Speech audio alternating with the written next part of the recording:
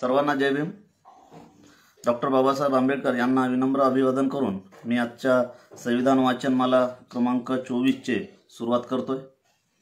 आज आपण भाग 19 आणि भाग 20 हे दोन भाग यामध्ये पाहणार आहोत। कलम 361 ते 368 यांचं आपण इथे वाचन करणार आहोत आणि या 361 ते 368 आणि 368 जे घटनादुरुस्ती संदर्भातले कलम आहे ते आपण सविस्तर माहिती पाहूया आणि विविध जे काही घटनादुरुस्त्या झाल्यात त्यांची सुद्धा आपण या मालिकेत आपण माहिती पाहूया।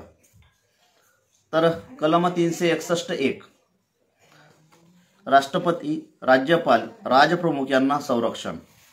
राष्ट्रपती, राज्यपाल व राजप्रमुख यांना संरक्षण या संदर्भातली 361(1) राष्ट्रपती किंवा राज्याचा राज्यपाल किंवा राज्यप्रमुख आपला पदाच्या अधिकाराच्या वापराबद्दल आणि कर्तव्याच्या पालनाबद्दल अथवा ते अधिकार वापरताना व ती कर्तव्य पार पाडताना त्याने केलेल्या किंवा त्याने करण्याचे अभिप्रेत असलेल्या कोणत्याही कृतीबद्दल कोणत्याही न्यायालयाला उत्तरदायी असणार नाही।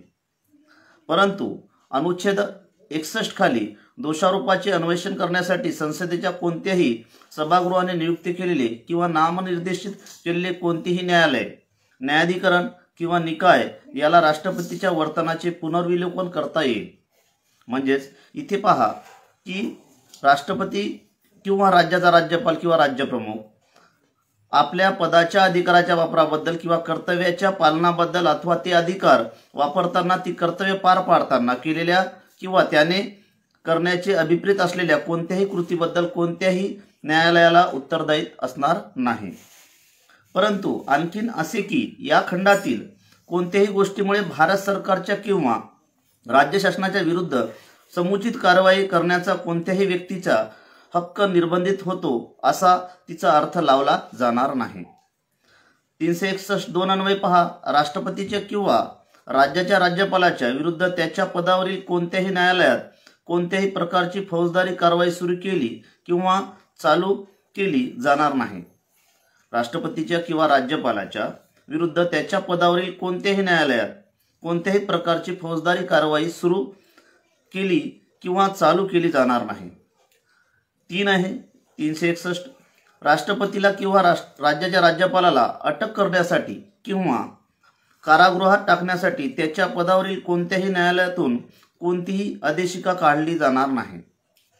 4 नंबर आहे राष्ट्रपती किंवा राज्याचा राज्यपाल म्हणून आपले पद ग्रहण करण्यापूर्वी किंवा नंतर त्याने स्वतःच्या वैयक्तिक नात्याने केलेल्या किंवा केल्याचे अभिप्रेत असलेल्या कोणत्याही कृतीच्या संबंधात कोणतीही दिवाणी कारवाई जी मध्ये त्याच्या विरुद्ध अनुतोषाची मागणी करण्यात आलेली आहे त्याच्या पदावधीमध्ये कोणत्याही न्यायालयात त्या कारवाईचे स्वरूप, तिचे वादकारण, ज्या पक्षाकडून अशी कार्यवाही दाखल करण्यात यायची आहे याचे नाव, वर्णन व राहण्याचे ठिकाण आणि तो कोणत्या प्रकारचा अनुतोष मागत आहे ते निवेदन करणारी लेखी नोटीस यथास्थिती राष्ट्रपतीला किंवा राज्यपालाला सुपूर्द केल्यापासून किंवा त्याच्या कार्यालयात ठेवून देण्यात आल्यापासून लगत नंतरचे 2 महिने संपेपर्यंत सुरू करता येणार नाही। 361(1) पहा, संसद व राज्य विधिमंडळ यांच्या कामकाजा वृत्तांच्या प्रकाशनास संरक्षण। 361(a) संसदेचे कोणतेही सभागृह अथवा राज्याची विधानसभा किंवा यथास्थिती त्याच्या विधानमंडळाचे कोणतेही सभागृह त्याच्या कोणत्याही कामकाजाचे सारथ यथातथ्य कृतीवृत्त वृत्तपत्रामध्ये प्रकाशित करण्याच्या संबंधात कोणतीही व्यक्ती कोणत्याही न्यायालयामध्ये असे प्रकाशन विदेशपूर्वक करण्यात आले आहे असे साबित करण्यात आले नसेल तर कोणतेही फौजदारी किंवा दिवाणी कार्यवाहीस पात्र होणार नाही।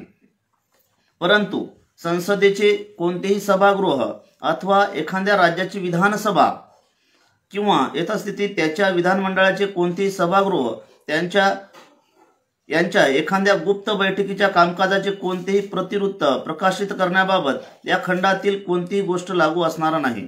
आता संविधान 7वी सुधारणा अधिनियम 1956 कलम 29 व अनुसूची याद्वारे किंवा हा शब्द व राजप्रमुख यांचा उल्लेख गाळला आहे आणि संविधान 44वी सुधारणा आहे 1978 कलम 42 द्वारे 20 जून 1979 रोजी तेव्हापासून आता इथे पहा की 361 क खंड 1 ज्याप्रमाणे वृत्तपत्रात प्रकाशित झालेल्या प्रतिवृत्ताच्या किंवा बाबीच्या संबंधात लागू होतो, त्याचप्रमाणे तो ध्वनिक्षेपण केंद्राच्या सहाय्याने सादर केल्या जाणाऱ्या कोणत्याही कार्यक्रमाचा किंवा सेवेचा भाग म्हणून बिनतारी संदेश यंत्रणेद्वारे ध्वनिक्षेपित केलेल्या प्रतिवृत्तांच्या किंवा बाबींच्या संबंधातील लागू असेल.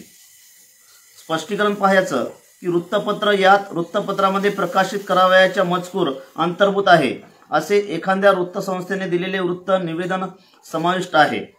लाभदायक राजकीय पदावरील नियुक्तीबाबत अपात्रता.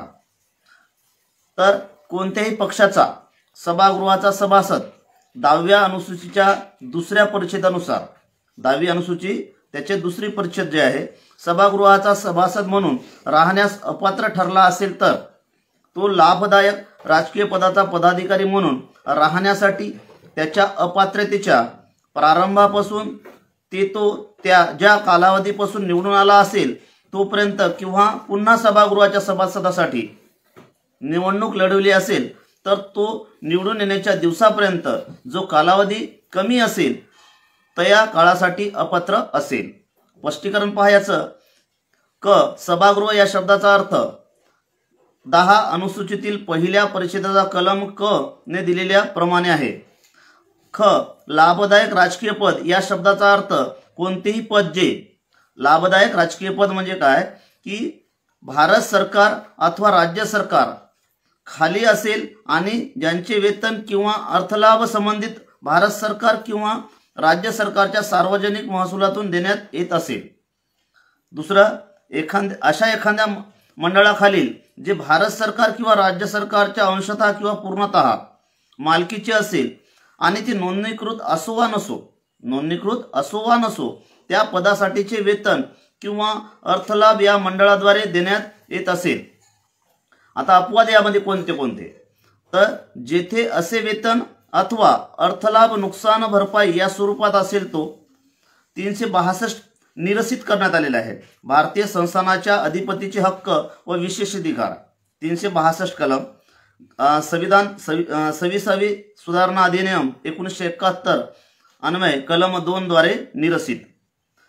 कलम 363(1) विवक्षिततः करार इत्यादीतून उद्भवणाऱ्या तंट्यामध्ये न्यायालयाने हस्तक्षेप करण्यास आडकाठी. 363 विवक्षिततः करार इत्यादीतून उद्भवणाऱ्या तंट्यामध्ये न्यायालयाने हस्तक्षेप करण्यास आडकाठी. आता यामध्ये 363(1) मध्ये पाहूया.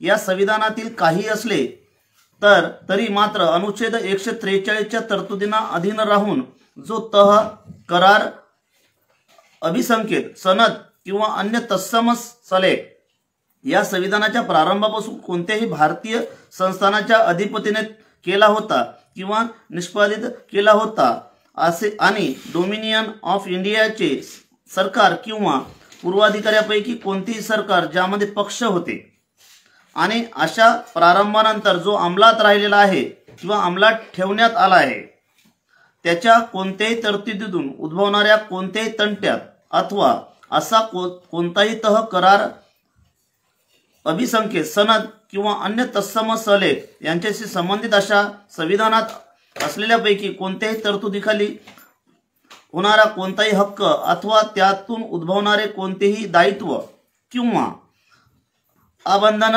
याबाबतच्या कोणत्याही तंट्यात सर्वोच्च न्यायालयाला किंवा अन्य कोणत्याही न्यायालयाला अधिकारिता असणार नाही. त्यामध्ये 2 अनुच्छेदात पहा कलम भारतीय संस्थान याचा अर्थ काय ही जो मॅजिस्ट्रेटी किंवा डोमिनियन ऑफ इंडियाच्या सरकारने या संविधानाच्या प्रारंभापूर्वी असे संस्थान म्हणून मान्यता दिलेले कोणतेही राज्यशास्त्र असा आहे.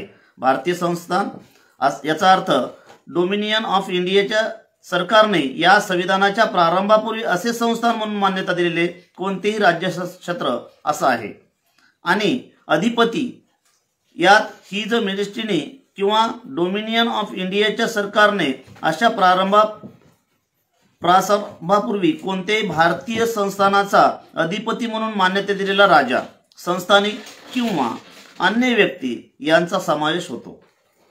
363 क भारतीय संस्थानाच्या अधिपतींना दिलेली मान्यता संपुष्टात येणे व खासगत तनखे नष्ट करणे। 363 क या संविधानामध्ये अथवा त्या काळी अंमलात असलेल्या कोणत्याही कायद्यामध्ये काही असले तरी क संविधान 26वी सुधारणा आहे 1971 याच्या प्रारंभापूर्वी कोणत्याही वेळी राष्ट्रपतीने भारतीय संस्थानाच्या अधिपती म्हणून ज्याला मान्यता दिली होती असा राजा, संस्थानिक किंवा अन्य व्यक्ती यांना जिला अशा प्रारंभापूर्वी कोणत्याही वेळी राष्ट्रपतीने अशा अधिपतीचा उत्तराधिकारी म्हणून मान्यता दिलेली होती। अशा कोणत्याही व्यक्तीला असा अधिपती किंवा अशा अधिपतीच्या उत्तराधिकारी म्हणून मिळालेली मान्यता अशा प्रारंभाच्या दिनांकास आणि तेव्हापासून संपुष्टात येईल। त्यानंतर संविधान 26वी सुधारणा अधिनियम 1971 अन्वये याच्या प्रारंभाच्या दिनांकास आणि तेव्हापासून खासगत तनखे नष्ट करण्यात आले आहे।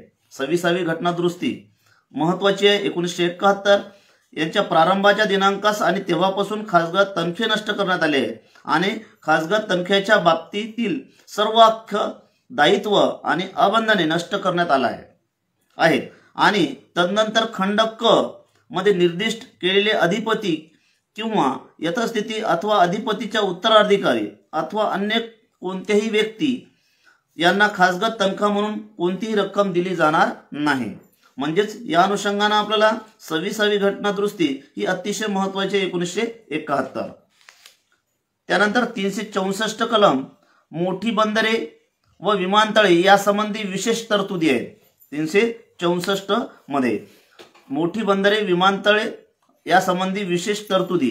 364(1) मध्ये या संविधानात काही अंतर्भूत असले तरी राष्ट्रपती जाहीर अधिसूचनेद्वारे असा निर्देश देऊ शकेल की अधिसूचनेत विनिर्दिष्ट करण्यात येईल अशा दिनांकास व तेव्हापासून संसदेने किंवा राज्य विधानमंडळाने केलेला एखादा कायदा, संसदेने किंवा राज्य विधानमंडळाने एखादा कायदा केला तर एखादे मोठे बंदर किंवा विमानतळ यांना लागू होणार नाही अथवा त्या अधिसूचनेत विनिर्दिष्ट करण्यात येतील अशा अपवादासह किंवा फेरबदलासह त्यांना लागू होईल। अथवा ख मध्ये काय सांगते की एखाद्या विद्यमान कायदा हा एखादे मोठे बंदर किंवा विमानतळ यांच्या बाबतीत उक्त दिनांकापूर्वी केलेले किंवा करण्याचे गोष्टी खेरीज करून एरवी निष्प्रभावी होईल असा अथवा अशा बंदराला किंवा विमानतळाला लागू होताना अधिसूचनेत विनिर्दिष्ट करण्यात येतील अशा अपवादासह किंवा फेरबदलासह प्रभावी होईल। आता 2 मध्ये पहा 364(2) या अनुच्छेदात मोठे बंदर याचा अर्थ संसदेने केलेले कोणत्याही कायद्याच्या किंवा कोणत्याही विद्यमान कायद्याच्याद्वारे किंवा त्याखाली मोठं बंदर म्हणून घोषित केलेले बंदर असा आहे आणि त्यावेळी अशा बंदराच्या सीमामध्ये समाविष्ट असलेल्या सर्व क्षेत्राचा त्यात समावेश होतो। म्हणजे मोठे बंदर याचा अर्थ काय तर संसदेने केलेल्या कोणत्याही कायद्याच्या किंवा कोणत्याही विद्यमान कायद्याच्याद्वारे किंवा त्याखाली मोठं बंदर म्हणून घोषित केलेले बंदर असा अर्थ आहे आणि त्यावेळी अशा बंदराच्या सीमामध्ये समाविष्ट असलेल्या सर्व क्षेत्राचा त्यात समावेश होतो। ख विमानतळ याचा अर्थ हवाई मार्ग, विमाने आणि विमानचालन यासंबंधीच्या अधिनियमाच्या प्रयोजनार्थ व्याख्या केल्याप्रमाणे विमानतळ असा आहे। 365 मध्ये संघराज्याने दिलेल्या निर्देशाचे अनुपालन करण्यास किंवा त्याची अंमलबजावणी करण्यास कसूर केल्याचा परिणाम 365 मध्ये सांगितलेला आहे।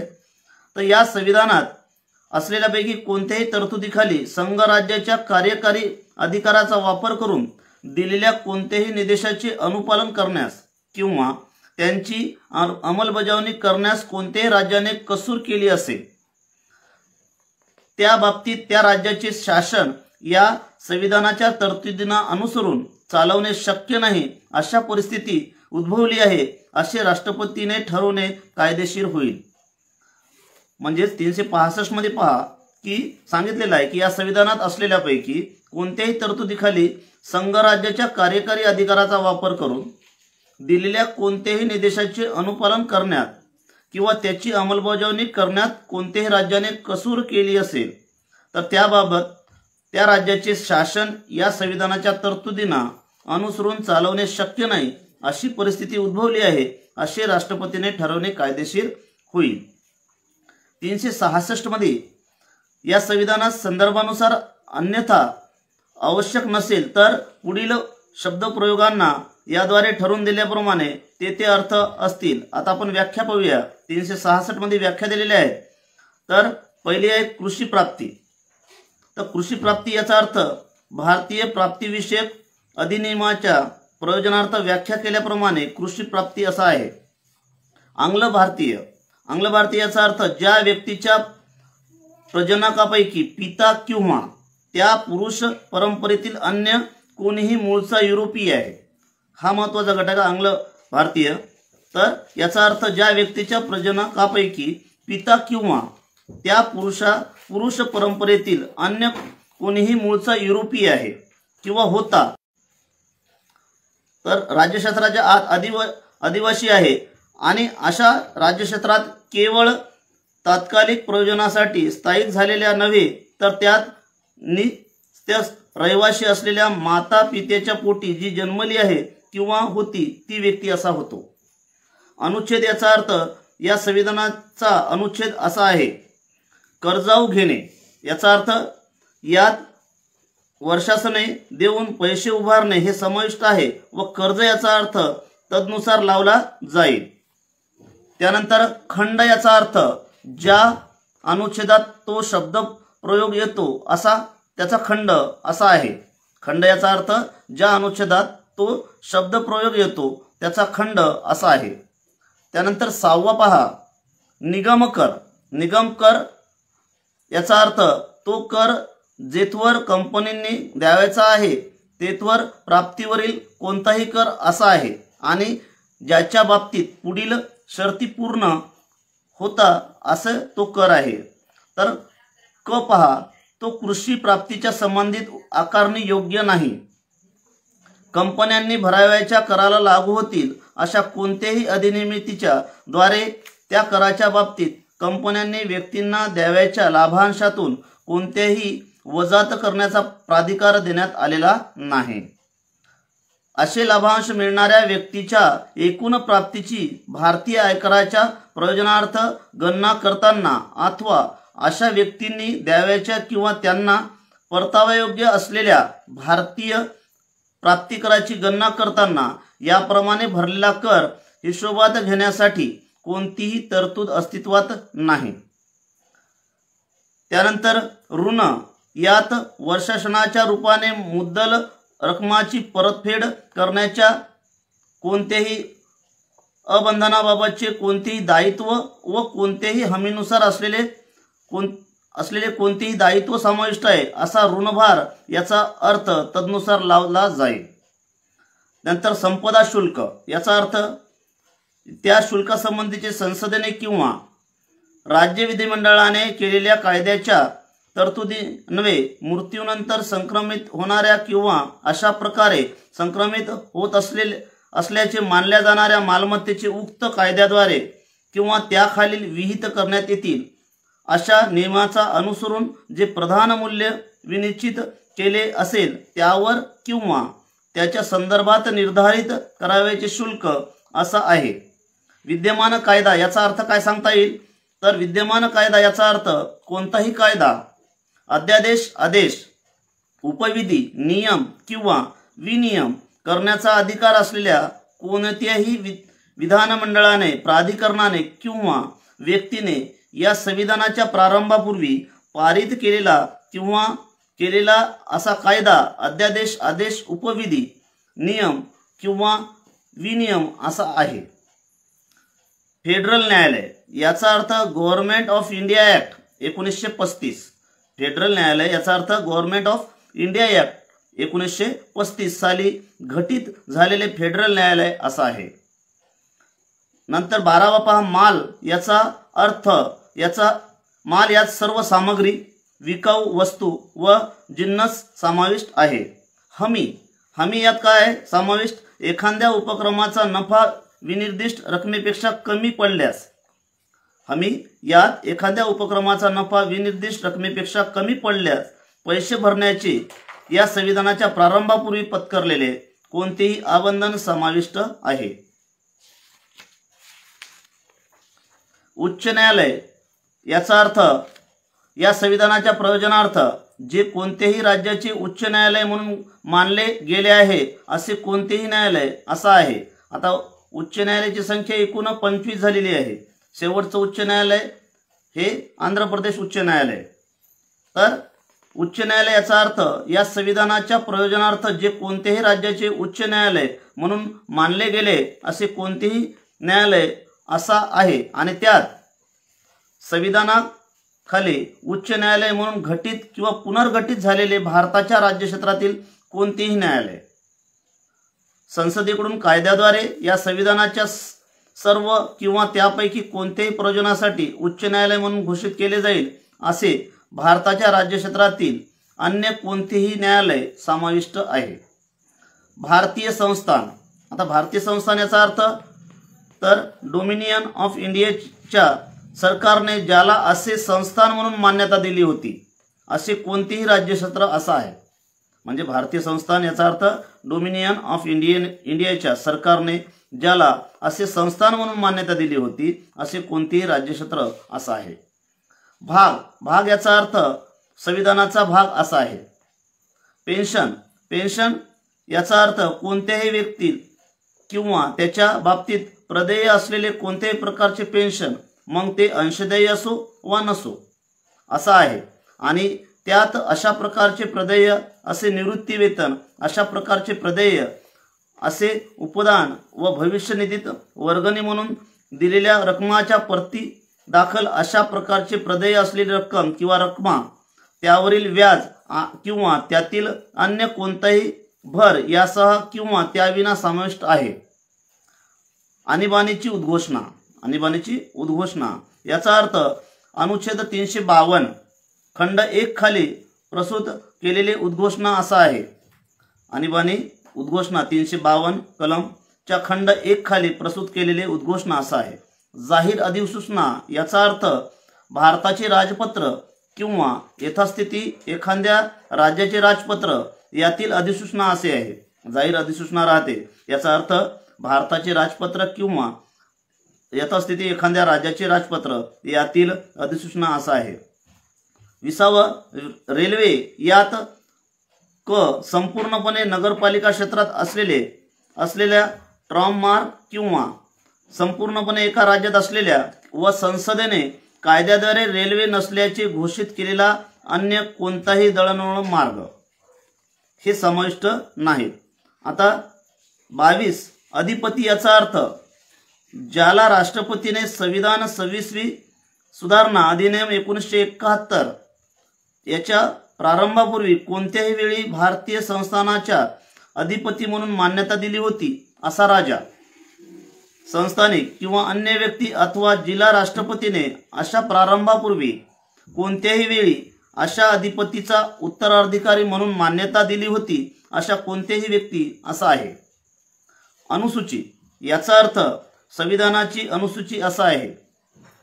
अनुसूचित जाती याचा अर्थ या संविधानाच्या प्रयोजनार्थ अनुच्छेद 341 खाली अनुसूचित जाती असल्याचे मानले गेले आहेत अशा जाती, वंश किंवा जमाती अथवा अशा जातीचे, वंशाचे किंवा जमातीचे भाग अथवा त्यामधील गट असा आहे. अनुसूचित जनजाती याचा अर्थ या संविधानाच्या प्रयोजनार्थ अनुच्छेद 342 खाली अनुसूचित जनजाती असल्याचे मानले गेले आहे. अशा जमाती किंवा जमाती समूह अथवा अशा जमातीचे किंवा जमाती समूहाचे भाग अथवा त्यातील गट असा आहे. कर्ज यात रोखे पुंजी स्टॉक समाविष्ट आहे. कर्ज रोखे यात रोखे पुंजी स्टॉक समाविष्ट आहे. त्यानंतर उपखंड याचा अर्थ ज्या खंडात तो शब्दप्रयोग येतो त्याचा उपखंड असा आहे. कर आकारणे यात कोणताही कर जो किंवा प्रकार, मग तो सरसकट असो, स्थानिक असो वा विशेष असो, वसवणे समाविष्ट आहे आणि कर याचा अर्थ तदनुसार लावला जाईल.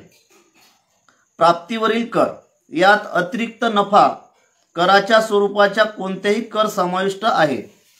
त्यानंतर 29 क मालाची विक्री किंवा खरेदी यावरील कर. या शब्दप्रयोगात पुढील कराचाही समावेश होतो. एखाद्या संविधेच्या अनुसार असेल त्या व्यतिरिक्त अंतर्रीतीने कोणत्याही मालावरील मालकी हक्काचे रोखीने अस्थगित प्रदानावर अन्य मूल्यवान प्रतिफलार्थ हस्तांतरण करण्यावरील कर. एखाद्या कार्य संविधेची अंमलबजावणी करताना मालावरील मालकी हक्क मग तो मालाच्या कोणत्याही अन्य स्वरूपात असो हस्तांतरित होत असल्यास अशा हस्तांतरावरील कर. भाडे खरेदीने किंवा हप्त्याने प्रदान करण्याच्या इतर कोणत्याही पद्धतीने केलेल्या मालाची सुपूर्दगीवरील कर. कोणत्याही मालाचा कोणत्याही प्रयोजनाकरता वापर करण्याच्या हक्काचे रोखीने अस्थगित प्रदानावर किंवा इतर मूल्यवान प्रतिफलार हस्तांतर करण्याचा कर. मग तो हस्तांतरण एखाद्या विनिर्दिष्ट मुदतीकरता असो वा नसो. कोणत्याही विधी संस्थापित नसलेल्या संघाने किंवा व्यक्तीच्या निकायाने आपल्या एखाद्या सदस्यास रोखीने अस्थगित प्रदानावर किंवा इतर मूल्यवान प्रतिफलार्थ केलेल्या मालाच्या पुरवठ्यावरील कर.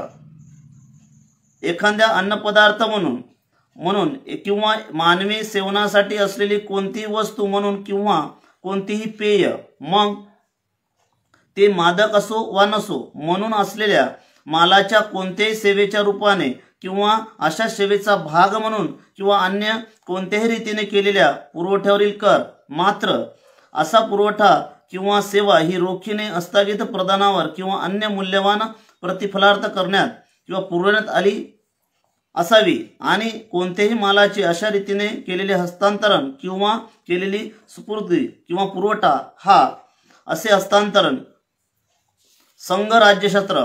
याचा अर्थ पहिल्या अनुसूचित विनिर्दिष्ट केलेले कोणतेही संघ राज्यक्षेत्र असा आहे. त्यामध्ये भारताच्या राज्यक्षेत्रात समाविष्ट असलेल्या पण त्या अनुसूचित विनिर्दिष्ट न केलेल्या अन्य कोणत्याही राज्यक्षेत्राचा समावेश आहे. संघराज्य याचा अर्थ काय की पहिल्या अनुसूचित विनिर्दिष्ट केलेले कोणतेही संघ राज्यक्षेत्र असा आहे व त्यामध्ये भारताच्या राज्यक्षेत्रात समाविष्ट असलेल्या पण त्या अनुसूचित विनिर्दिष्ट न केलेल्या अन्य कोणत्याही राज्यक्षेत्राचा समावेश आहे. 367.1 अर्थ लावणे. 367.1 अर्थ लावणे. संदर्भानुसार अन्यथा आवश्यक नसेल तर सर्वसाधारण वाकखंड अधिनियम 1897 जनरल क्लॉजेस ऍक्ट जसा डोमिनियन ऑफ इंडियाच्या विधानमंडळाच्या अधिनियमाचा अर्थ लावण्याबाबत लागू आहे तसा तो अनुच्छेद 372 खाली त्यात केला जाईल अशा कोणत्याही अनुकूलनासह व फेरबदलासह या संविधानाचा अर्थ लावण्याबाबत लागू असेल.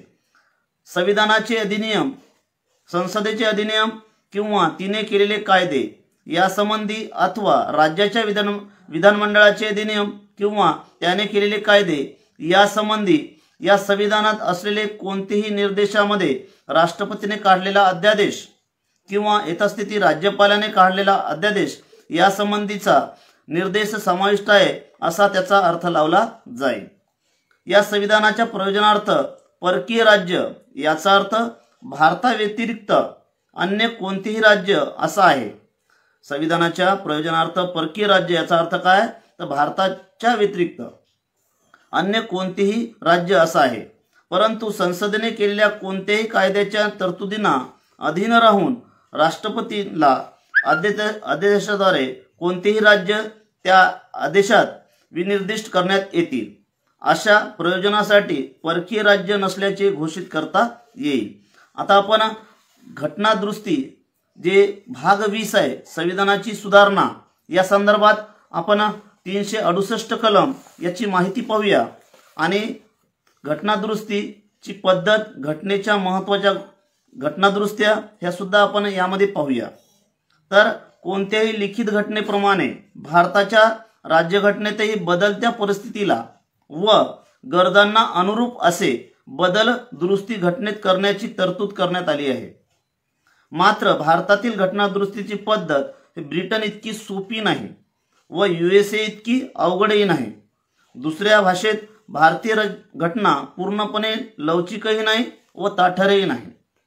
कलम 368 भारताच्या घटनेतील भाग 20 मधील कलम 368 मध्ये संसदेचा घटना दुरुस्तीचा अधिकार व घटना दुरुस्तीची पद्धत देण्यात आली आहे. 368 मध्ये भाग 20 मध्ये घटना दुरुस्तीचा अधिकार व घटना दुरुस्तीची पद्धत देण्यात आली आहे. तर 368(1) नुसार कलम 368(1) नुसार संसदेला घटनेतील कोणतेही तरतुदीमध्ये भर घालणे, बदल करणे किंवा काढून टाकणे या मार्गाने या कलमात सांगितलेल्या पद्धतीनुसार सुधारणा करण्याचा अधिकार देण्यात आला आहे. 368 नुसार 368(1) नुसार संसदेला घटनेतील कोणत्याही तरतुदीमध्ये भर घालणे, बदल करणे किंवा काढून टाकणे या मार्गाने या कलमात सांगितलेल्या पद्धतीनुसार सुधारणा करण्याचा अधिकार देण्यात आला आहे. मात्र पुढे केशवानंद भारती केसमध्ये सर्वोच्च न्यायालयाच्या निकालानुसार संसद घटना दुरुस्ती करताना घटनेच्या मूलभूत संरचनेत बदल करू शकत नाही. हे महत्त्वाचं आहे की केशवानंद भारती केसमध्ये सर्वोच्च न्यायालयाच्या निकालानुसार संसद घटना दुरुस्ती करताना घटनेच्या मूलभूत संरचनेत बदल करू शकत नाही. केशवानंद भारती प्रकरण. घटना दुरुस्तीची पद्धत पाहता 368(2) मध्ये घटना दुरुस्तीची पद्धत सांगितलेली आहे. तर 368(2) मध्ये दिल्याप्रमाणे घटना दुरुस्तीची पद्धत पुढील प्रमाणे आहे. तर घटना दुरुस्तीचा प्रारंभ हा त्या प्रयोजनार्थ संसदेच्या कोणत्याही सभागृहात संबंधित विधेयक मांडून करता येईल.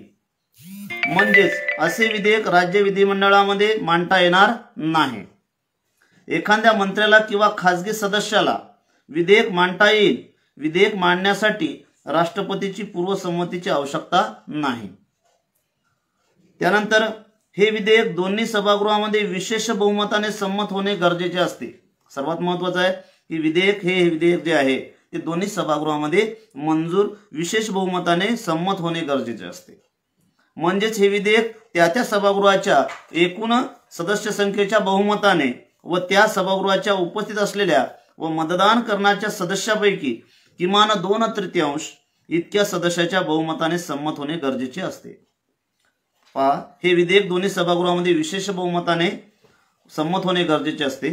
म्हणजेच हे विधेयक त्या सभागृहाच्या एकूण सदस्य संख्येच्या बहुमताने व त्या सभागृहाच्या उपस्थित असलेल्या व मतदान करणाऱ्या सदस्यापैकी किमान 2/3 इतक्या सदस्याच्या बहुमताने संमत होणे गरजेचे असते. प्रत्येक सभागृहाने हे विधेयक स्वतंत्ररित्या पारित करणे गरजेचे असते. दोन्ही सभागृहामध्ये त्याबाबत मतभेद झाल्यास विधेयकावर चर्चा करण्यासाठी व ते पारित करण्यासाठी संयुक्त बैठकीची तरतूद करण्यात आलेली नाही. सर्वात महत्त्वाचं आहे की प्रत्येक सभागृहाने हे विधेयक स्वतंत्ररित्या पारित करणे गरजेचे असते. दोन्ही सभागृहामध्ये त्याबाबत मतभेद झाल्यास विधेयकावर चर्चा करण्यासाठी व ते पारित करण्यासाठी संयुक्त बैठकीची तरतूद करण्यात आलेली नाही. कलम 108 अंतर्गत आपण पाहिलं होतं की संयुक्त बैठकीची तरतूद केवळ साधारण विधेयकासाठीच असते. मात्र जर घटना दुरुस्ती विधेयकामुळे घटनेतील संघराज्यीय तरतुदीमध्ये बदल होणार असेल तर विधेयक राष्ट्रपतींना अनुमतीसाठी सादर करण्यापूर्वी किमान निम्म्या राज्याच्या विधानमंडळाने साध्या बहुमताने त्यास समर्थन देणे आवश्यक असेल. घटना दुरुस्ती विधेयक पुढील बाबतीत बदल करणार असेल तर निम्म्या राज्याच्या संमतीची गरज असते. कलम 54, कलम 55, कलम 73, कलम 162 किंवा कलम 241 किंवा भाग 5 मधील प्रकरण 4, भाग 6 मधील प्रकरण 5 किंवा भाग 11 मधील प्रकरण 1 किंवा 7व्या अनुसूचित असलेल्यापैकी कोणतीही सूची किंवा राज्याचे संसदेमधील प्रतिनिधित्व किंवा या कलमातील तरतुदी दोन्ही सभागृहाने पारित केल्यानंतर व आवश्यक तेथे राज्याचे समर्थन प्राप्त झाल्यानंतर विधेयक राष्ट्रपतींना संमतीसाठी सादर केले जाते. म्हणजेच इथे पहा, दोन्ही सभागृहाने पारित केल्यानंतर व आवश्यक तेथे राज्याचे समर्थन प्राप्त झाल्यानंतर विधेयक राष्ट्रपतींना संमतीसाठी सादर केले जाते. राष्ट्रपतीला विधेयकास संमती देणे बंधनकारक असते व तो संमती रोखून ठेवू शकत नाही किंवा संसदेकडे विधेयक पुनर्विचारात पाठवू शकत नाही. हे बंधन 1971 च्या 24व्या घटना दुरुस्तीने टाकण्यात आलेले आहे. महत्त्वाचा घटक आहे की राष्ट्रपतींना विधेयकास संमती देणे बंधनकारक असते, तो संमती रोखून ठेवू शकत नाही किंवा संसदेकडे विधेयक पुनर्विचारार्थ पाठवू शकत नाही. घटनादुरुस्ती कोणती तर 24वी 1971. राष्ट्रपतीच्या संमतीनंतर विधेयकाचे घटनादुरुस्ती कायद्यात रूपांतर होते व त्यानुसार घटनेत बदल केला जातो. आता घटनादुरुस्तीचे प्रकार, तर 368 मध्ये घटनादुरुस्तीचे 2 प्रकार दिलेले आहेत. संसदेच्या विशेष बहुमताने आणि त्याचबरोबर निम्म्या राज्याच्या साध्या बहुमताने. मात्र इतर कलमामध्ये कलम 368 व्यतिरिक्त घटनेच्या काही तरतुदीमध्ये संसदेच्या साध्या बहुमताने दुरुस्ती करण्याची तरतूद देण्यात आली आहे. मात्र 368च्या प्रयोजनार्थ अशा दुरुस्तींना घटना दुरुस्ती असे समजण्यात येत नाही. यावरून घटनेत दुरुस्ती 3 प्रकारे केली जाते. संसदेच्या साध्या बहुमताने, कलम 368च्या बाहेरील दुरुस्ती. संसदेच्या विशेष बहुमताने, कलम 368(2) अंतर्गत. संसदेच्या विशेष बहुमताबरोबर निम्म्या राज्याच्या साध्या समर्थनाने म्हणजे कलम 368(2) अंतर्गत. संसदेच्या साध्या बहुमताने घटना दुरुस्ती. कलम 368च्या बाहेर दोन्ही सभागृहाच्या साध्या बहुमताने साधारण विधेयकाप्रमाणे घटनेतील अनेक तरतुदीमध्ये सुधारणा दुरुस्ती करता येते. उदाहरणार्थ, नवीन राज्याची स्थापना आणि राज्याचे क्षेत्रफळ सीमा नावात बदल हे करण्यात साधारण संसदेची साधी बहुमताची घटना दुरुस्ती. नवीन राज्याची स्थापना आणि राज्याचे क्षेत्रफळ सीमा व नावात बदल. राज्यामध्ये विधान परिषदाची निर्मिती किंवा नष्ट करणे. 2री अनुसूची, राष्ट्रपती, राज्यपाल, अध्यक्ष, न्यायाधीश यांचे पगार, भत्ते, अधिकार इत्यादी. नंतर संसदेची गणसंख्या. त्यानंतर संसद सदस्याचे पगार व भत्ते यामध्ये येते. संसदेच्या कामकामाचे नियम, संसद व तिचे सदस्य व समित्यांचे विशेषाधिकार हे सुद्धा साध्या बहुमतांच्या घटनादुरुस्तीमध्ये येते. संसदेत इंग्रजीचा वापर, सर्वोच्च न्यायालयातील न्यायाधीशाची संख्या, सर्वोच्च न्यायालयात अतिरिक्त कार्यक्षेत्र बहाल करणे, कार्यालयीन भाषेचा वापर, नागरिकत्व. त्यानंतर संसदेच्या व राज्य विधिमंडळाच्या निवडणुका, मतदारसंघाचे परिसीमन, केंद्रशासित प्रदेश व 5वी व 6वी अनुसूची इत्यादी जे 368च्या बाहेर दोन्ही सभागृहाच्या साध्या बहुमताने साधारण विधेयकाप्रमाणे घटनेतील अनेक तरतुदी घटना दुरुस्ती करण्यात येते. हे या पद्धतीने म्हणजे नागरिकत्व, कार्यालयीन भाषा, संसदेत इंग्रजीचा वापर, सर्वोच्च न्यायालयाच्या न्यायाधीश संख्या हे यामध्ये येते. आता संसदेच्या विशेष घटना दुरुस्ती. घटनेतील बहुतेक तरतुदीमध्ये दुरुस्ती कलम 368 अंतर्गत विशेष बहुमताने करता येते. त्यासाठी घटना दुरुस्ती विधेयक दोन्ही सभागृहामध्ये स्वतंत्ररित्या सभागृहाच्या एकूण सदस्य संख्येच्या बहुमताने व उपस्थित मतदान करणाऱ्या सदस्यापैकी 2/3 इतक्या सदस्याच्या बहुमताने पारित होणे गरजेचे असते.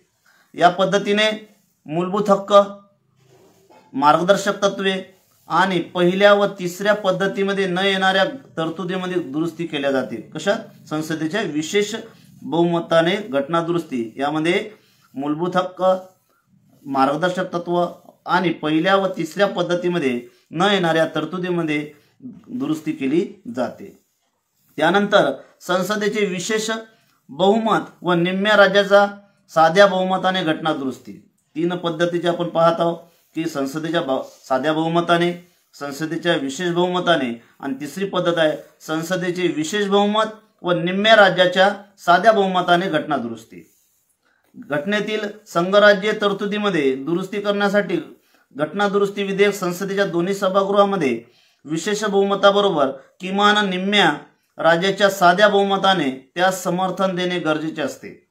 मात्र त्यासाठी राज्यावर कालावधीचे बंधन नाही. राज्यावर कालावधीचे बंधन नाही. पुढील तरतुदीमध्ये दुरुस्ती या पद्धतीने करता येते. आता यामध्ये कोणते दुरुस्ती करता येते पाहूया. राष्ट्रपतीची निवडणूक व त्याची पद्धत, संघराज्य व घटक राज्याच्या कार्यकारी शक्तीची व्याप्ती, सर्वोच्च व उच्च न्यायालय, संघराज्य व घटक राज्य यामध्ये कायदेविषयक शक्तीची विभागणी, 7व्या अनुसूचितील कोणतीही सूची, संसदेतील राज्याचे प्रतिनिधित्व आणि कलम 368 मधील तरतुदी. मूलभूत हक्कामध्ये दुरुस्ती आणि घटनेच्या मूलभूत संरचनेच्या तत्वाचा उदय व विकास याबद्दल आपण माहिती पाहूया. कलम 368 अंतर्गत संसद मूलभूत हक्कामध्ये दुरुस्ती करू शकते का? 368 अंतर्गत कलम 368 अंतर्गत संसद मूलभूत हक्कामध्ये दुरुस्ती करू शकते का? हा प्रश्न घटनेचा अंमल सुरू झाल्यानंतर लगेचच निर्माण झाला. त्यातून संसद आणि सर्वोच्च न्यायालय यामध्ये एक प्रकार चढाओढ सुरू झाली. त्यातून घटनेचा मूलभूत संरचनेचे तत्व उदयास आले. या प्रक्रियेचे टप्पे पुढील प्रमाणे. पहिली घटना दुरुस्ती झाली 1951ला. पहिल्या घटना दुरुस्तीने इतर तरतुदी बरोबर घटनेतील कलम 19A G मधील व्यवसायाच्या मूलभूत स्वातंत्र्यावर मर्यादा टाकल्या. राज्यसंस्था पहिल्या घटना दुरुस्तीने इतर तरतुदीप्रमाणे घटनेतील कलम 19A G मधील व्यवसायाच्या मूलभूत स्वातंत्र्यावर मर्यादा टाकल्या. राज्यसंस्था सार्वजनिक हितार्थ कोणत्याही व्यवसायाचे पूर्णतः किंवा अंशतः संपादन करू शकते. तसेच कलम 31A आणि 31B ही कलमे समाविष्ट करून मूलभूत हक्काची व्याप्ती कमी करण्याचा प्रयत्न केला. शंकरी प्रसाद खटला 1951. शंकरी प्रसाद खटल्याद्वारे पहिल्या घटना दुरुस्तीच्या 1951 घटनात्मक वैधतेस आव्हान देण्यात आले. सर्वोच्च न्यायालयाने निर्णय दिला की कलम 368 अंतर्गत संसदेच्या घटना दुरुस्तीच्या अधिकारात मूलभूत हक्काच्या दुरुस्तीचाही समावेश होतो. पहा, 368 अंतर्गत संसदेच्या घटना दुरुस्तीच्या अधिकारात मूलभूत हक्काच्या दुरुस्तीचा समावेश होतो. कलम 13 मधील कायदा हा या शब्दात केवळ साधारण कायद्याचा समावेश होतो, घटना दुरुस्ती कायद्याचा नाही. त्यामुळे संसद घटना दुरुस्ती कायद्याद्वारे कोणत्याही मूलभूत हक्कात घट करू शकते किंवा तो काढून घेऊ शकते आणि असा कायदा कलम 13 अंतर्गत अवैध ठरणार नाही. 17वी घटना दुरुस्ती कायदा 1964. संसदेने 17वी घटना दुरुस्ती कायदा 1964 पारित करून राज्य विधिमंडळाने पारित केलेले काही कायदे 9व्या अनुसूचीमध्ये समाविष्ट केले आणि अशा रीतीने त्यांना न्यायिक पूर्वलिखाणाच्या कक्षेबाहेर ठेवण्याचा प्रयत्न केला. गोलकनाथ खटला 1967. या खटल्यात 17व्या घटना दुरुस्ती कायद्याच्या वैधतेस आव्हान देण्यात आले. सर्वोच्च न्यायालयाने शंकरी प्रसाद खटल्याचा आपला पूर्वीचा निर्णय बदलून असा निर्णय दिला की मूलभूत हक्क हे अलौकिक व अरूपांतरणीय स्वरूपाचे आहे. त्यामुळे संसद मूलभूत हक्कामध्ये घट करू शकत नाही किंवा ते काढून घेऊ शकत नाही. कलम 13च्या तरतुदी घटना दुरुस्ती कायद्यांनाही लागू आहेत. त्यामुळे मूलभूत हक्कावर गदा आणणारा घटना दुरुस्ती कायदा कलम 13 अंतर्गत अवैध असेल. 24वी घटना दुरुस्ती 1971. गोलकनाथ खटल्यामधील सर्वोच्च न्यायालयाच्या निर्णयावर संसदेने 24व्या घटना दुरुस्ती 1971 स्वरूपात प्रतिसाद दिला. या घटना दुरुस्ती कायद्यान्वये कलम 13 कलम 368 मध्ये घटना दुरुस्ती करण्यात आली, ज्याद्वारे असे घोषित करण्यात आले की संसदेला कलम 368 अंतर्गत कोणत्याही मूलभूत हक्कात घट करण्याचा किंवा तो काढून घेण्याचा अधिकार आहे आणि कलम 13 अंतर्गत असा घटना दुरुस्ती कायदा अवैध नसेल. त्यानंतर केशवानंद भारती खटला 1973 महत्त्वाचा आहे. सर्वोच्च न्यायालयाने आपला गोलकनाथ खटल्यातील निर्णय बदलवला आणि 24व्या घटना दुरुस्तीची 1971 वैधता मानून संसदेस कोणत्याही मूलभूत हक्कात घट करण्यात किंवा तो काढून टाकण्याचा अधिकार असल्याचे मान्य केले. मात्र त्याचबरोबर घटनेच्या मूलभूत संरचनेचे तत्व, मूलभूत वैशिष्ट्यांचे तत्व या नवीन तत्वाची मांडणी केली. त्याद्वारे सर्वोच्च न्यायालयाने निर्णय दिला की संसद कलम 368 अंतर्गत घटना दुरुस्तीद्वारे घटनेच्या मूलभूत संरचनेतील बदल करू शकत नाही. म्हणजेच संसदेला मूलभूत हक्कात घट करणारा किंवा तो काढून टाकणारा घटना दुरुस्ती कायदा करण्याचा अधिकार नाही, कारण मूलभूत हक्क हे घटनेच्या मूलभूत संरचनेचा भाग आहे. 42वी घटना दुरुस्ती 1976. सर्वोच्च न्यायालयाच्या या मूलभूत संरचना तत्वाला संसदेचा प्रतिसाद 42व्या घटना दुरुस्तीच्या 1976च्या स्वरूपात आला. या घटना दुरुस्तीने घटनेत कलम 368(4) हे कलम समाविष्ट करून घोषित केले की संसदेच्या संविधीय अधिकारावर कोणतीही मर्यादा नाही आणि कोणतीही घटना दुरुस्ती भाग 3च्या तरतुदीसह कोणत्याही न्यायालयात कोणत्याही कारणास्तव प्रश्नास्पद करता येणार नाही. अशा रीतीने या घटना दुरुस्तीने संसदेला घटना दुरुस्तीचा अमर्यादित अधिकार देण्याचा तर न्यायालयाचा न्यायिक पुनर्विलोकनाचा अधिकार मर्यादित करण्याचा प्रयत्न केला. त्यानंतर मिनर्वा मिल खटला 1980. मिनर्वा मिल खटल्यात सर्वोच्च न्यायालयाने कलम 368(4) मधील तरतूद अवैध ठरवली, जी की 42व्या घटना दुरुस्तीने ती कलम समाविष्ट करून घोषित केले होते. तर मिनर्वा मिल खटल्यात सर्वोच्च न्यायालयाने कलम 368(4) मधील तरतूद अवैध ठरवली, कारण त्यामुळे न्यायिक पुनर्विलोकनाचा अधिकार नष्ट होतो, जो घटनेच्या मूलभूत संरक्षणाचा भाग आहे. सर्वोच्च न्यायालयाच्या मते घटनेने संसदेला घटना दुरुस्तीची मर्यादित अधिकार दिलेले आहे. त्या मर्यादित अधिकाराचा वापर करून संसद त्यात वाढ करून त्याला अमर्यादित निरंकुश अधिकारात बदलू शकत नाही. त्यानंतर मूलभूत संरचनेतील घटक. तर वरील विवादाबद्दल सद्यस्थिती अशी आहे की संसद कलम 368 अंतर्गत घटनेतील मूलभूत हक्कासहित कोणत्याही तरतुदीमध्ये दुरुस्ती करू शकते. पहा की संसद कलम 368 अंतर्गत घटनेतील मूलभूत हक्कासहित कोणत्याही तरतुदीसह दुरुस्ती करू शकते. मात्र असे करताना घटनेच्या मूलभूत संरचनेत बदल करू शकत नाही. हे सुद्धा महत्त्वाचं आहे. मात्र सर्वोच्च न्यायालयाने अजूनही घटनेच्या मूलभूत संरचनेमध्ये कोणत्या घटकाचा समावेश होतो हे स्पष्ट केलेले नाही. विविध खटल्याच्या निकालावरून मात्र घटनेच्या मूलभूत संरचनेत पुढील गोष्टीचा समावेश होतो असे स्पष्ट झाले आहे.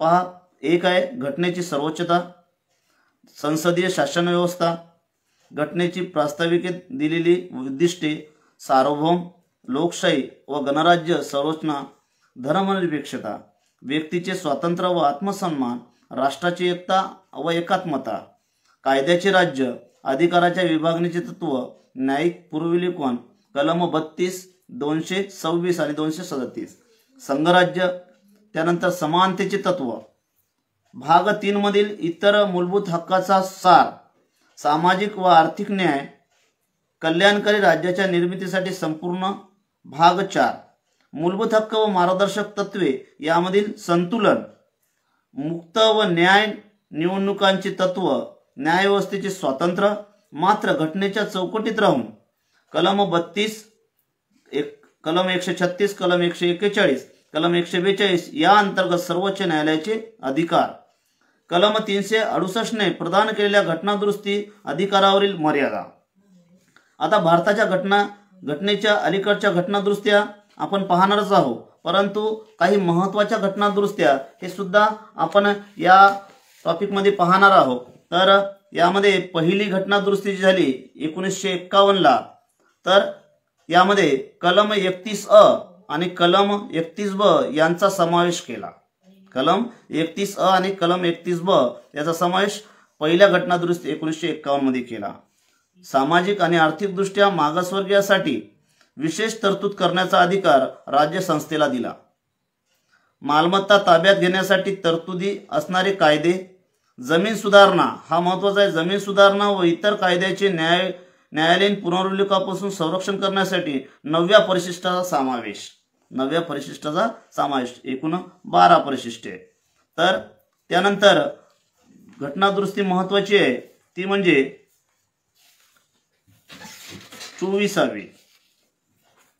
24वी घटना दुरुस्ती. पहा, मूलभूत हक्कासह राज्यघटनेतील कोणत्याही भागामध्ये दुरुस्ती करण्याचा संसदेच्या अधिकाराचा पुनरुच्चार. घटना दुरुस्ती विधेयकाला संमती देण्याचे राष्ट्रपतीवर बंधनकारक करण्यात आले आहे. घटना दुरुस्ती विधेयकाला संमती देण्याचे राष्ट्रपतीवर बंधनकारक करण्यात आले आहे. त्यानंतर 25वी घटना दुरुस्ती एक महत्त्वाची, मालमत्तेच्या हक्कासंबंधी तरतुदीतील भरपाई या शब्दाऐवजी रक्कम हा शब्द समाविष्ट केला. मालमत्तेच्या हक्कासंबंधी तरतुदीत भरपाई या शब्दाऐवजी रक्कम हा शब्द समाविष्ट केला आणि मालमत्तेचा मूलभूत हक्क संकुचित करण्यात आला.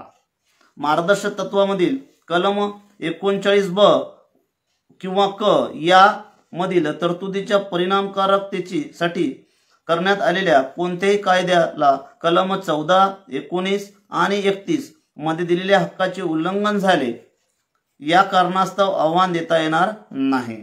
त्यासाठी घटनेत 31अ हे नवे कलम समाविष्ट करण्यात आले.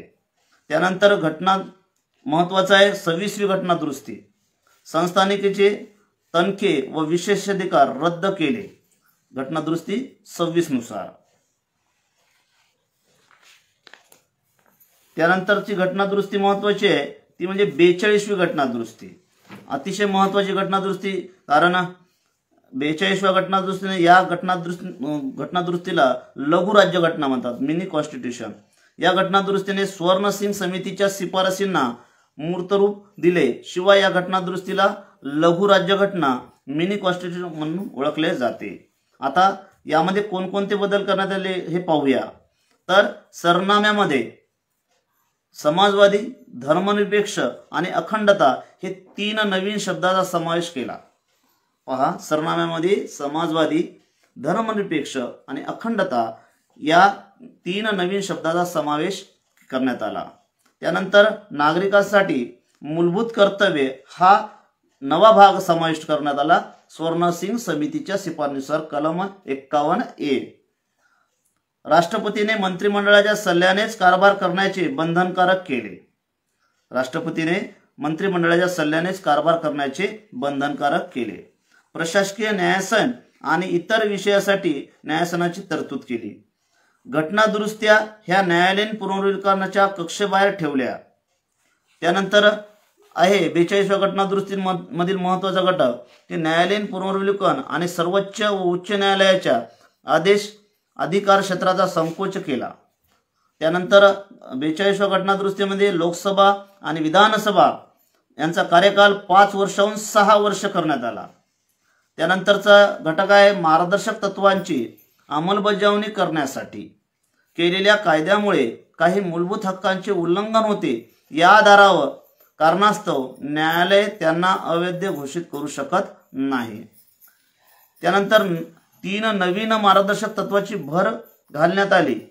मार्गदर्शक तत्वामध्ये समान न्याय व मोफत कायदेशीर मदत, उद्योगांच्या व्यवस्थापनामध्ये कामगारांचा सहभाग आणि पर्यावरण, जंगले व प्राण्यांचे संरक्षण हे 3 मार्गदर्शक तत्वांची भर 42व्या घटना दुरुस्तीने करण्यात आली. त्यानंतर भारताच्या कोणत्याही भागामध्ये राष्ट्रीय आणीबाणीची घोषणा करणे सुकर केले.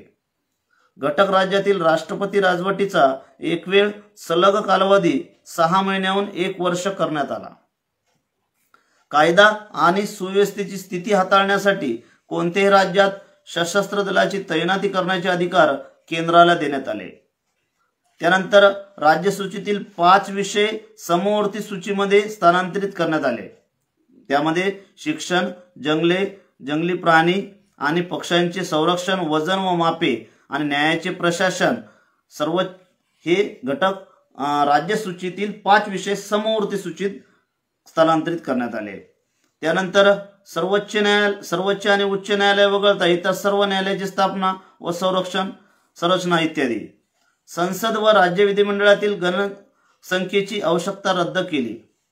अखिल भारतीय न्यायिक सेवेच्या निर्मितीसाठी तरतूद करण्यात आली. चौकशीनंतर दुसऱ्या टप्प्यावर आपली बाजू मांडण्याचा संधी सेवकाचा हक्क काढून घेत शिस्तभंगाच्या कारवाईची कार्यपद्धत संक्षिप्त केली. हे 42वी घटना दुरुस्ती स्वर्णसिंग समितीच्या शिफारसींना मूर्तरूप दिले आणि यालाच आपण लघु राज्यघटना सुद्धा मिनी कॉन्स्टिट्यूशन म्हणून ओळखले जाते। आणि त्याच नंतर 44वी घटना सुद्धा अतिशय महत्त्वाची आहे। त्यामधील काही महत्त्वाच्या बाबी आपण पाहूया की लोकसभा आणि विधानसभेचा जे कार्यकाळ होता, मूळ कार्यकाळ 5 वर्ष, हा पुन्हा स्थापित झाला, जे की 42व्या घटना दुरुस्तीने 5 वर्षाहून 6 वर्ष करण्यात आला होता। तर 44व्या घटना दुरुस्तीने तो 6 वर्षाहून 5 वर्ष करण्यात आला। लोकसभा आणि राज्य विधिमंडळाच्या गणसंख्येची तरतूद पुनर्स्थापित केली। त्यानंतर संसद व राज्य विधिमंडळात चालणाऱ्या कार्यपद्धतीचे खरे वार्तांकन वर्तमानपत्रामध्ये प्रकाशित करण्यास घटनात्मक संरक्षण दिले। त्यानंतर 44व्या घटना दुरुस्तीमध्ये मालमत्तेचा हक्क मूलभूत हक्काच्या यादीतून रद्द केला आणि तो केवळ कायदेशीर हक्क केला। 300A मालमत्तेचा हक्क हा मूलभूत हक्काच्या यादीतून काय केला, रद्द केला आणि तो केवळ कायदेशीर हक्क केला। आणि राष्ट्रपती, उपराष्ट्रपती, पंतप्रधान आणि लोकसभेचा सभापती यांच्या निवडणुका वादाबाबत न्यायालय निर्णय देऊ शकत नाही अशी तरतूद वगळण्यात आली। तर हे 44वी घटना दुरुस्ती। त्यानंतर 51वी घटना दुरुस्ती महत्त्वाची, 52वी घटना दुरुस्ती ही महत्त्वाची आहे। ती घटना दुरुस्ती कशा संदर्भात होती, तर पक्षांतरबंदी कायदा म्हणून परिचित आहे 52वी घटना दुरुस्ती। लोकसभा आणि राज्य विधिमंडळातील सदस्यांना पक्षांतराच्या आधारे अपात्र ठरवण्याची तरतूद करण्यात आली। तसेच या संदर्भात विस्तृत माहिती आपल्याला 10व्या परिशिष्टात दिलेली आहे। तर 10वे परिशिष्ट पक्षांतरबंदी कायदा 1985 ची 52वी घटना दुरुस्ती आपण महत्त्वाची आहे। त्यानंतर घटना दुरुस्ती 61वी घटना दुरुस्ती ही सुद्धा महत्त्वाची आहे। 62वी घटना दुरुस्ती महत्त्वाची आहे। तर 61वी घटना दुरुस्ती पहा की लोकसभा आणि राज्याच्या विधानसभेच्या निवडणुकीमध्ये मतदाराचे वय जे की 21 होते ते 18 वर्ष करण्यात आले। आणि जे निवडणूक आयोग होता तो 1989 पर्यंत हा एक सदस्यीय होता, परंतु 1989ला तो त्रिसदस्यीय झाला, म्हणून निवडणूक आयुक्त हे 3 होते। आता त्यानंतर पुन्हा एक सदस्यीय झाला, 1991 मध्ये तो त्रिसदस्यीय झाला। आता सध्या निवडणूक आयोग हा त्रिसदस्यीय आहे।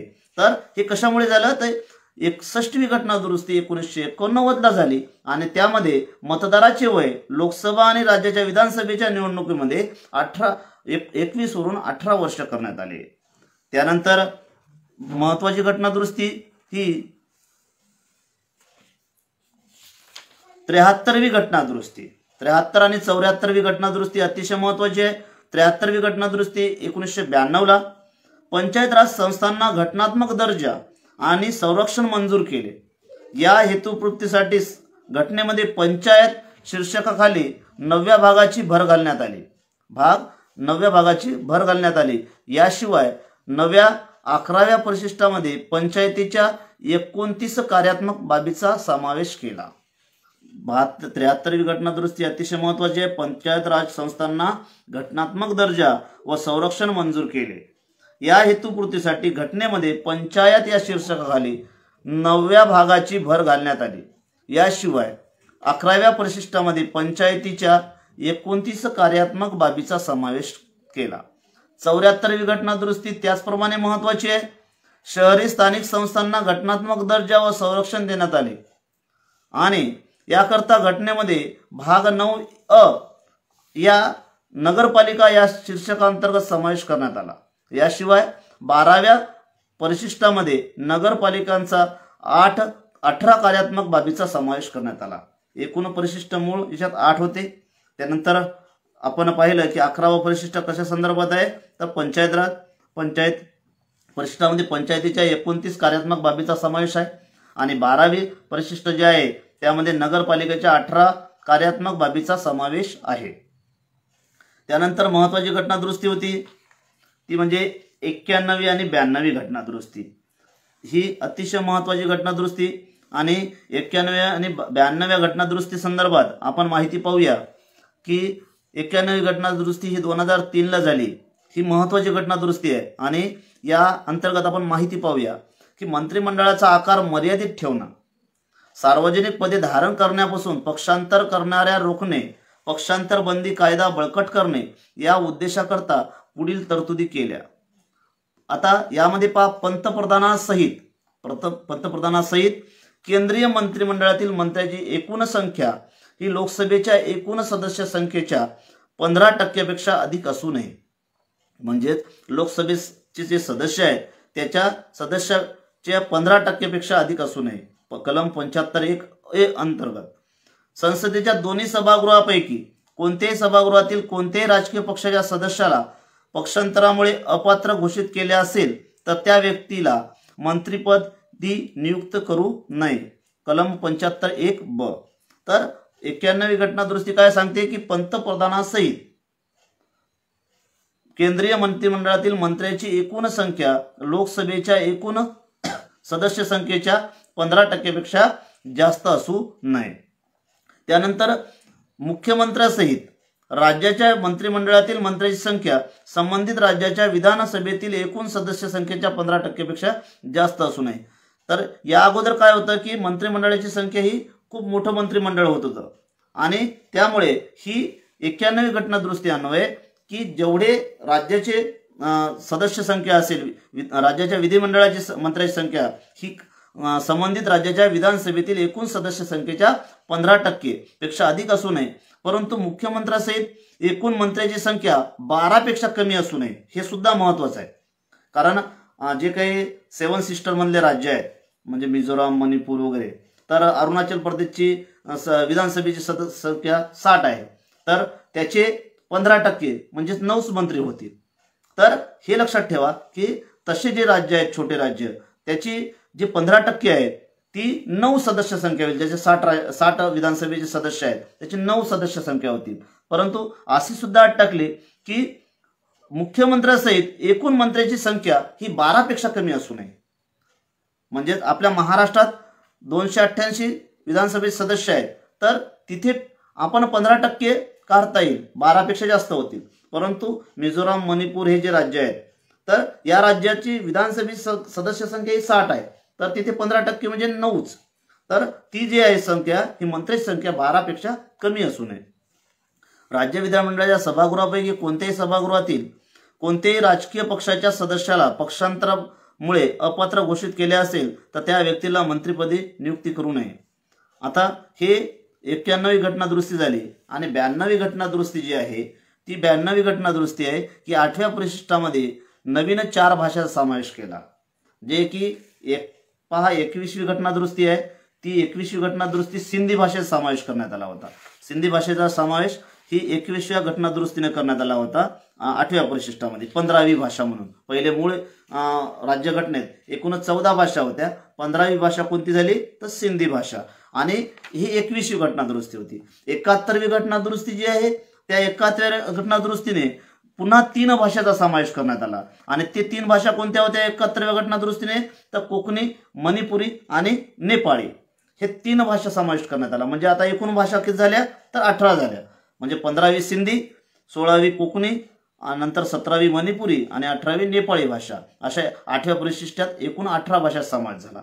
आता 21वी घटना दुरुस्ती, 71वी घटना दुरुस्ती, आता इथे 92वी घटना दुरुस्ती. आता 92व्या घटना दुरुस्तीमध्ये एकूण 4 नव्या भाषा समावेश झाला आणि एकूण भाषेची संख्या किती झाली तर 22. सध्या एकूण भाषा किती आहेत घटनेची मान्यता असलेल्या एकूण भाषा किती आहेत 22.